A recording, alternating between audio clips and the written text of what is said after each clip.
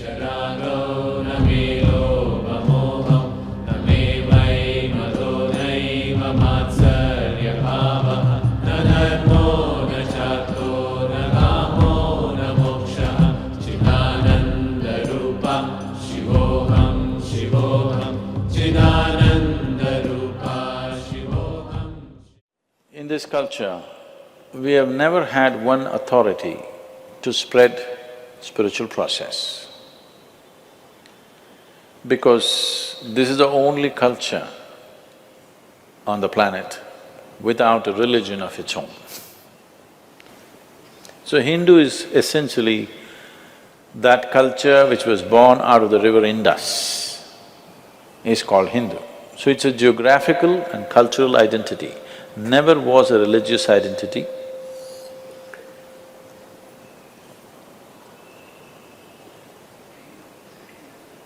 It's only when people came from outside, who came with concretized ideas of religion, they had to give you also one name. So we are this, what are you? We are all over the place. They couldn't understand that, you must be something. In the same place, a million things existed together. In the same house, if you are a family of five of you can worship 5 different gods and have absolutely no problem about it. We didn't even think it's a problem till people came from outside and told you our God and your God. Till then, we did not even think it's a problem. You could be worshipping this God right here, I could be worshipping that God right there, another could be sitting with eyes closed, another could be singing, another could be dancing, but we still thought, it's all okay, everybody can do their thing. So there has never been a religion in this land. We have 33 million gods and goddesses. That happened when our population was 33 million. Now we are 1.2 billion, but we lost our creativity. Yes. Because outside forces came, particularly Western forces came and they started making us feel ashamed of our gods. Too many gods. Well, there's only one God, as if it's a superior idea. If you can create one, why can't you create a million? You have not seen your one God, right? If you can create one, why can't you create a million or a billion? It's just a question of creativity, isn't it? So does it mean to say nothing beyond me exists? That would be a stupid way to conclude. As you sit here, you know you did not create yourself. Yes or no? Can you digest your food or digestion happens? It happens. Are you breathing or breathing happening? Are you beating your heart or is it beating? I can go on to your liver and kidney and everything, even to the spleen. Even the tiniest thing in your body, you're not running it, isn't it? It is happening. Are you spinning the planet or is it spinning by itself? You doing nothing.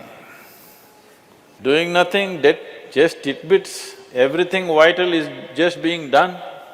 Yes or no? Everything that's vital to life is being done. You just have to sit here and just enjoy the spin. For that, how many problems? So, this is a land which clearly understood God is our making. That's the reason why in this culture God is not the goal. Mukti is the goal, liberation is the goal, ultimate freedom is the goal. God is never the goal. Yes or no? You don't like it, because you've forgotten. Otherwise, mukti is the goal, isn't it? Mukti means what? Liberation, freedom from everything, including God. You are using God as a stepping stone if you need it. You can grow with God or without God. This is the only culture on the planet where in any of our Indian languages, there is no word for a heretic. Because we never thought anybody is a heretic. We never imagined that there can be somebody like that. because we did not have any established belief system. Everybody can do their own thing. Most plural and democratic process for thousands of years. So, the spiritual movements were started for human liberation. This is not about God. Nobody in the planet, no human being is interested in God, please understand this. People are interested in God because they believe He's a solution for their life, isn't it? Yes or no? You think if you go to God, all your problems will go away, your health problem will go away, your mental problem will go away, wife and husband problem will go away, you can pass an examination without studying, you can succeed in business without working, so many things, incredible things. But it's about you, isn't it? Yes or no? It's about you. So when it's about you, we were straightforward enough to address it straight. We said, this is about our liberation, this is about our well-being, this is about our ultimate well-being, not just immediate well-being. So this is a culture which looked at it this way. So it is a complex array of spiritual movements. Many have died, unfortunately.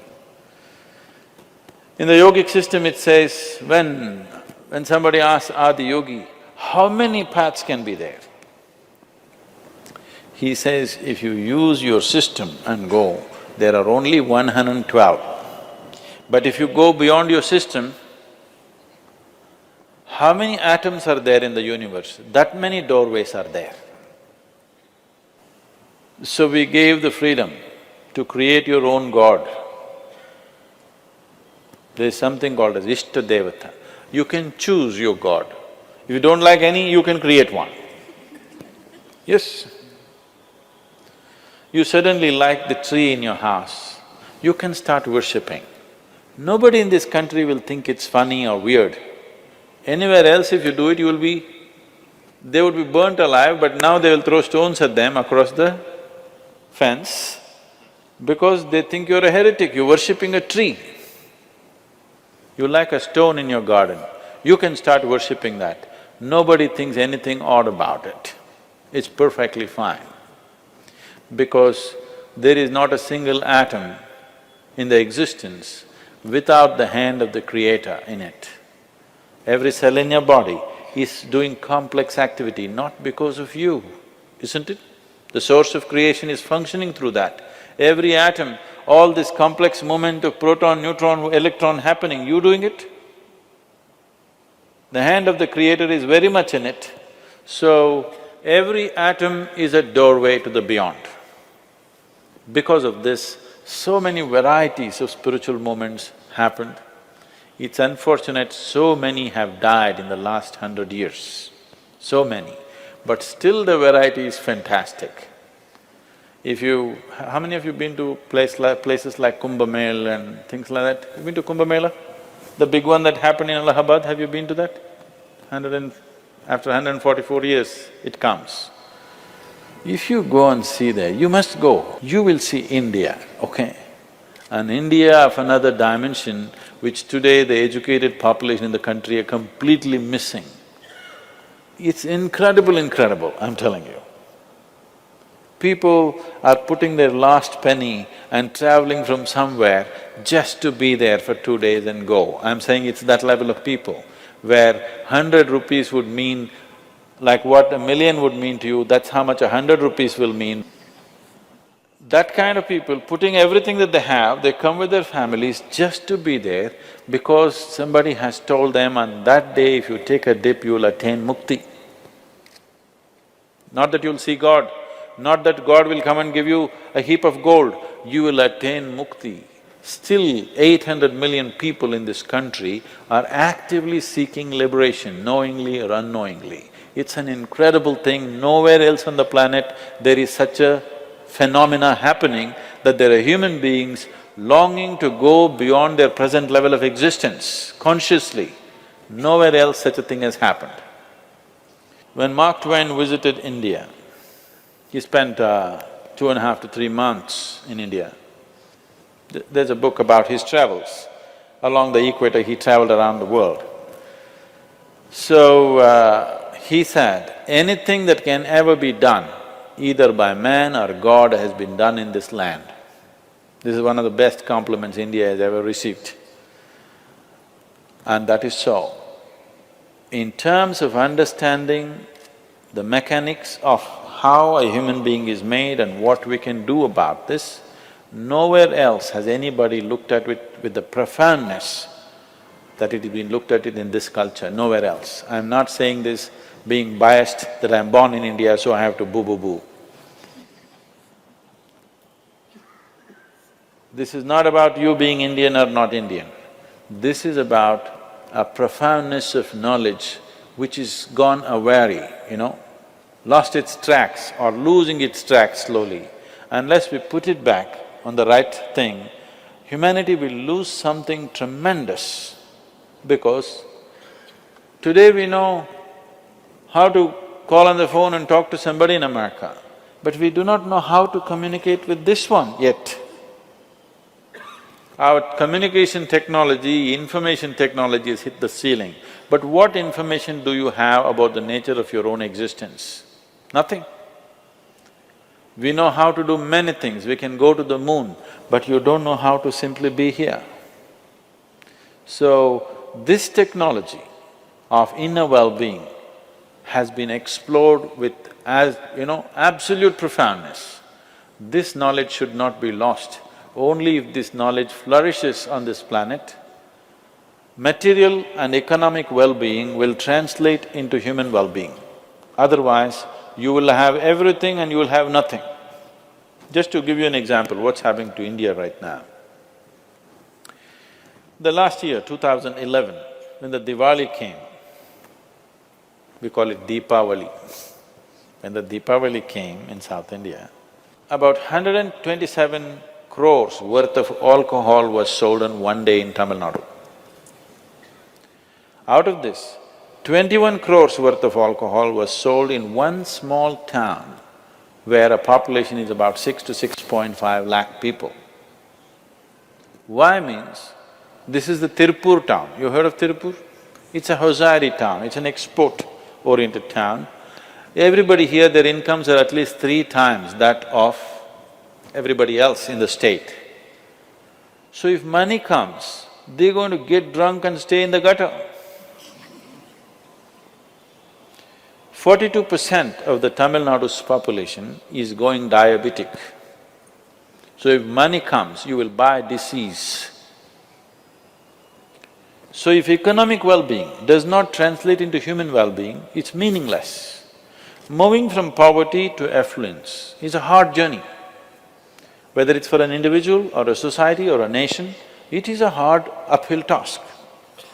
After you get there, the deception of it, you work hard all your life and get there, and all you get is a disease, all you get is addictions, all you get is misery, all you get is broken minds, all you get is stress. It is a great deception. So when people achieve economic well-being, human well-being also should happen. If this has to happen without an element of spiritual dimension in them, it cannot happen. They may be following an organized spiritual process, or by themselves they might have found something. But without an element of spiritual process, there is no way anybody can translate economic well-being into human well-being. This must happen. As economic development happens, it is very important parallelly spiritual possibilities are widely available to every human being, otherwise life will deceive you in such a bitter way.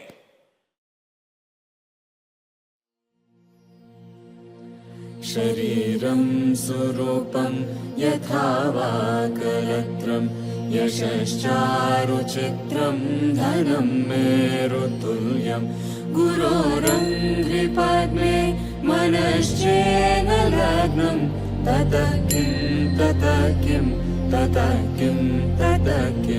कलत्रं धनं